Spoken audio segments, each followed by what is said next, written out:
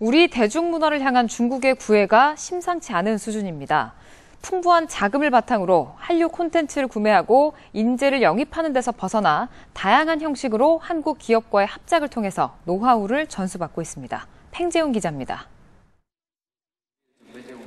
인기 아이돌 그룹 엑소의 중국인 멤버 루안이 한경과 크리스에 이어 소속사를 상대로 소송을 제기하고 중국으로 떠난 날, 영화계에선 중국 최대 드라마 제작사가 국내 투자 배급사 뉴의 지분을 사들여 1회 주주가 됐다는 소식이 전해졌습니다.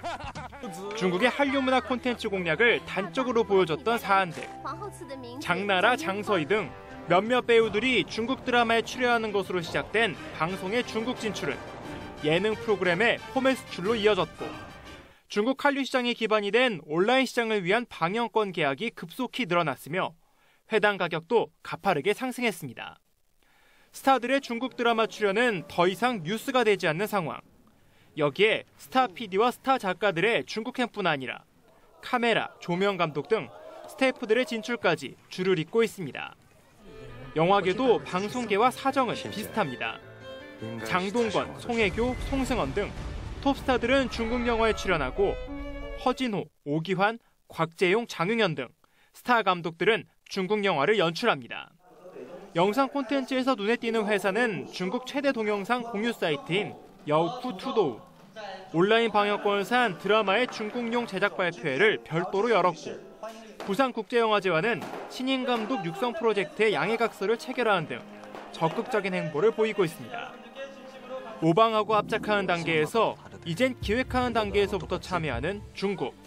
한류 콘텐츠 소프트웨어를 블랙홀처럼 빨아들이고 있습니다. 뉴스와이 팽재용입니다.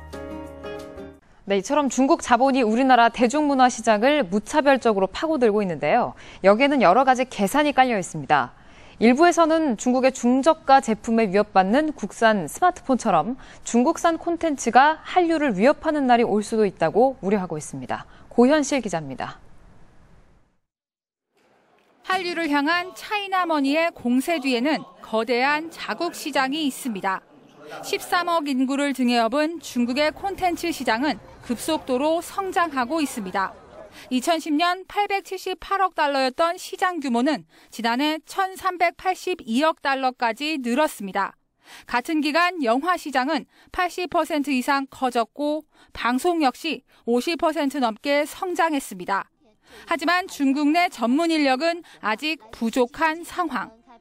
많은 제작비를 들여서 영화를 만들려면은 좋은 시나리오도 필요할 거고, 좋은 배우도 필요할 거고, 또 좋은 감독도 필요할 겁니다. 그런데 중국 자국 내의 그 어떤 감독이나 영화 인력 갖고는 이제 그것을 충당하기가 어렵겠죠.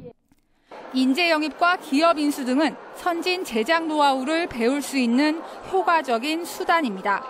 특히 한국의 뛰어난 제작 능력과 기획력, 고도의 훈련을 거친 인재들은 시장을 선점할 수 있는 원동력이 됩니다. 이미 아시아권에서 자리 잡은 한류의 힘은 중국을 벗어나 더 큰 시장을 공략하는 데도 유리합니다. 중국 정부가 한류 투자를 적극적으로 지원하는 이유입니다. 하지만 장기적으로 중국이 자체 콘텐츠를 만들어 해외에 수출하게 되면 한류의 입지가 좁아질 수 있습니다.